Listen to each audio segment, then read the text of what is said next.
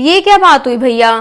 पहले आपने मुझे कहा था कि मैं 15 तारीख को माँ को लेने आ रहा हूँ, और अब अगर 15 तारीख में 2 दिन सिर्फ बाकी रह गए और अब आप कह रहे हो कि मैं नहीं आ सकता। अरे मम्मी का मैंने ठेका थोड़ी ले रखा है हर समय उनको संभालने का। घर में सास ससुर भी हैं, मैं उनको देखूं या माँ को देखूं? और वैसे भी भैया, अगर देखा जाए ना तो माँ के पैसों का आधे से ज्यादा हिस्सा उन्होंने आपको दे रखा है, तो उनको संभालने की जिम्मेवारी भी आपको उठानी चाहिए, मुझे नहीं। तो मैं तो माँ को भेज रही हूँ, आप देख लेना अपने आप। अब क्या मुझ पर खर्च कर दिया सारा पैसा? ये अंजलि तू कैसी बात कर रही है? सबसे ज्यादा खर्चा ना तेरे ऊपर हुआ है। मैंने तो पढ़ाई भी सिर्फ 12वीं तक ही की है। 12वीं के बाद तो मुझे धकेल दिया था कि जा तुझे कमाना पड़ेगा अब। और नर्सिंग भी तुझे करवाई। नर्सिंग के ऊपर पता है कितना पैसा लगा था उस समय। और फिर शादी के ऊपर इतना खर्चा हुआ, बेअंत का खर्चा हुआ है तेरी शादी के ऊपर। और जितना पैसा तेरे ऊपर लगा है ना, इस हिसाब से तो मम्मी को रखने की जिम्मेवारी भी तेरी ही बनती है। इसमें मेरी कोई जिम्मेवारी नहीं है मम्मी की। अच्छा, तो अब सारा खर्चा मेरे ऊपर ही किया है मम्मी ने। मुझे तो शादी करके यहाँ भेज दिया, और भैया जो आप इतनी बड़ी कोठी में रह रहे हो उसका भी तो भी हिसाब करना है हमने। मुझे ना एक बात सीधी सीधी बताओ, या तो आप कोठी को बेच के मुझे मेरा हिस्सा दे दो आधा, या फिर आप आधी कोठी खाली कर दो ताकि मैं उसको किराए पे दे दूं। जो वहां से मुझे किराया आएगा मैं यहाँ पे भर तो सकती हूँ, पता है कितना ज्यादा किराया भर रही हूँ मैं यहाँ पे। और ना ये सब बातें तो चलो हम कर लेंगे आराम से। अभी सबसे पहली बात तो है मैं मम्मी को भेज रही हूँ। मैंने मम्मी की टिकट बुक करवा दी है ट्रेन की। अभी मैं मम्मी को यहाँ से भेज रही हूँ क्योंकि मैंने तो घूमने जाना है। और आगे का मुझे नहीं पता कि मम्मी को आप घर के अंदर रखो या बाहर दरवाजे पे खड़ा रहने दो। ये आजकल के बच्चे तो ना कैसे लड़ रहे हैं, बिल्कुल माँ को तो भूल ही गए हैं। सिर्फ इन्हें तो अपना हिस्सा चाहिए या सिर्फ पैसे चाहिए। मेरे लिए तो कोई जगह ही नहीं बची। मम्मी, मैंने आपकी ना टिकट बुक करवा दी है भैया के पास जाने के लिए। और मम्मी एक बात बताओ, आप ना भैया के पास चले जाते हो, उसके बाद साल भी नहीं वहां पे टिकते, यहाँ चले आते हो आप। अब ना जाके भैया से सीधी सीधी बात कर लो कि अब या तो मुझे कोठी आधी किराए पे देने दें ताकि मैं यहाँ पे किराया आसानी से भर सकूं, या फिर उनको बोल दो कि कोठी को बेच दें, एक ही बार निपटारा करके मुझे मेरा हिस्सा दे दें बस। बेटा तुम दोनों ना पैसों के चक्कर में मुझे तो बिल्कुल भूल ही गए हो। अरे मम्मी कैसी बात कर रहे हो आप? सेवा करूं मैं आपकी और मेवा खाएं भैया सारा? ये क्या बात हुई मम्मी? चलो गांव वाला अनाज वो अपनी मर्जी से अपने हिसाब से बेच लेते हैं, उससे मुझे लेना ही क्या है। मैं तो ऐसे झंझट में ना गांव की जमीन वाले में पड़ना भी नहीं चाहती। लेकिन अब ये कोठी का तो मुझे साफ साफ बता दें कि बेचना है या आधी जगह मुझे किराए पे देने देनी है। सीधी सीधी बात कर लेना, नहीं तो आपको यहाँ पे आने की जरूरत नहीं है अब। बेटा ये पैसों के चक्कर में ना अपने भाई के साथ मत बिगाड़। पता है भाई बहन के रिश्ते दोबारा नहीं मिलते। पैसा तो बेटा आनी जानी चीज है, फिर कमाया जा सकता है, परंतु ये रिश्ते नहीं दोबारा मिलते। मम्मी आप ना अपनी ये ज्ञान की बातें अपने पास ही रखो। आज के टाइम में जिंदगी जीने के लिए ना ज्ञान नहीं पैसा चाहिए होता है। और जाके ना ये सारी बातें भैया को समझाओ, अपना ज्ञान भैया के पास ही बांटो आप। और चलो आपको रिक्शे तक छोड़ देती हूँ, रिक्शे तक ही छोड़ने जाऊंगी, सिर्फ आगे ट्रेन में खुद बैठ जाना। बच्चे नहीं हो अब आप छोटे। चलो अब।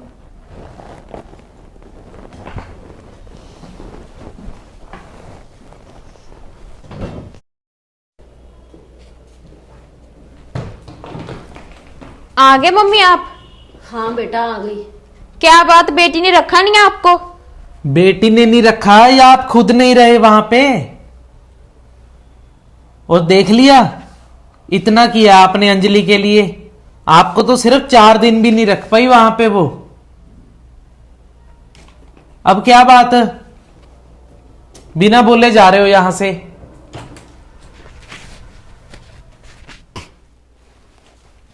अब बोल के तो जाओ। चुप क्यों हो गए आप बिल्कुल? क्या बोलूं बेटा, तुम तो पैसों के बिना सिर्फ कोई और बात ही नहीं करते मेरे साथ। पैसों के बिना की बात नहीं है। आपने पहले तो उसकी पढ़ाई के ऊपर इतना खर्चा कर दिया, नर्सिंग करवानी है आपको उसे, और फिर उसकी शादी के ऊपर कर्जा ले लेके इतना खर्चा कर दिया, और अब ले दे के मेरे पास तो ये घर ही है, अब इसमें से भी बोल रही है कि हिस्सा चाहिए मुझे। मेरी शादी पे क्या लगाया था आपने? कुछ भी नहीं, ऐसे ले आए थे इसे।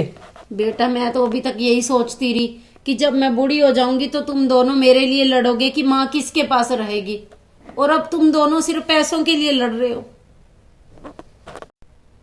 इस घर में से हिस्सा तो अब उसे नहीं मिलेगा, चाहे वो कोर्ट कचहरी कर ले चाहे कुछ कर ले। मम्मी मेरे से भी ना उम्मीद रखना, मैं ना आपका खाना भी नहीं बनाने वाली।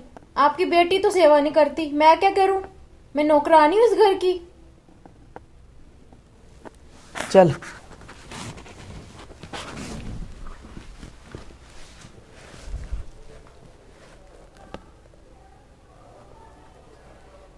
मेरे लिए तो ना अब शायद कहीं भी कोई जगह नहीं रही। क्या हाल कर रहे हैं मेरे बच्चे मेरे साथ। कुछ तो ना मुझे करना ही पड़ेगा अब।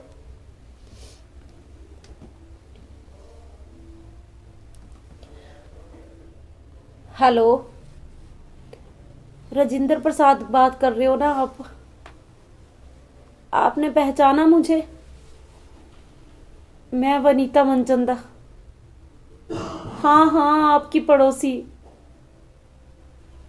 मुझे ना आपसे एक काम था। जी जी जी, ठीक है, मैं आती हूँ। अब तो मुझे कुछ करना ही पड़ेगा। एडवोकेट से बात हो गई है, मेरा फैसला बिल्कुल सही है।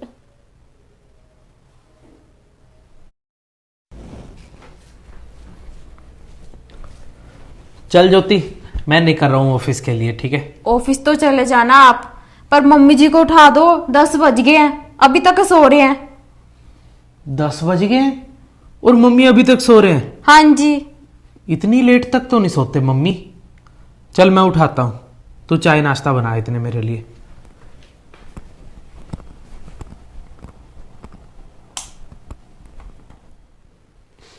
मम्मी, अरे मम्मी, मम्मी, मम्मी।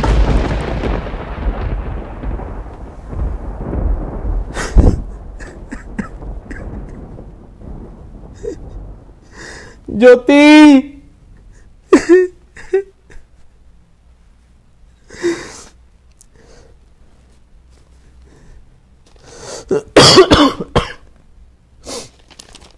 ज्योति,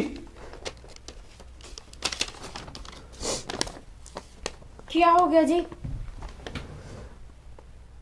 मम्मी,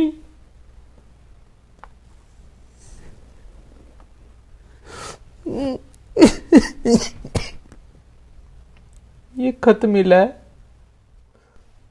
बेटा, समाज में जो इज्जत बनी हुई है उस वजह से मैं कुछ नहीं कर सकती, पर मन के दर्द को आखिर कितना सहूं। तुम्हारी और तुम्हारी बहन का हर दिन इस घर को लेकर वाद विवाद होता है। मैं बेटा बहुत दुखी हूँ। तुम दोनों प्रॉपर्टी के लिए लड़ रहे हो। जब तुम दोनों छोटे थे ना, तब यही कहा करते थे कि माँ किसके पास रहेगी, और तुम खून का रिश्ता भूल गए हो। और क्या इस दुनिया में कोई ऐसी जगह नहीं है जहाँ पर मैं अपने जीवन के आखिरी पल शांति से गुजार सकूं? और अब तो अपने खून पसीने की कमाई पर भी मेरा कोई अधिकार नहीं रहा। आप दोनों ने तो मुझे जो कुछ भी दिया बस मेरे लिए अब काफ़ी है। बेटा, अब तो बस मैं 2 पल सुकून से सोना ही चाहती हूँ। और बेटा, मैंने अपनी सारी ज़मीन और ये घर वृद्धाश्रम के नाम पे कर दिया है, ताकि मेरे जैसे किसी और माँ को बुढ़ापे में ऐसे भटकना ना पड़े।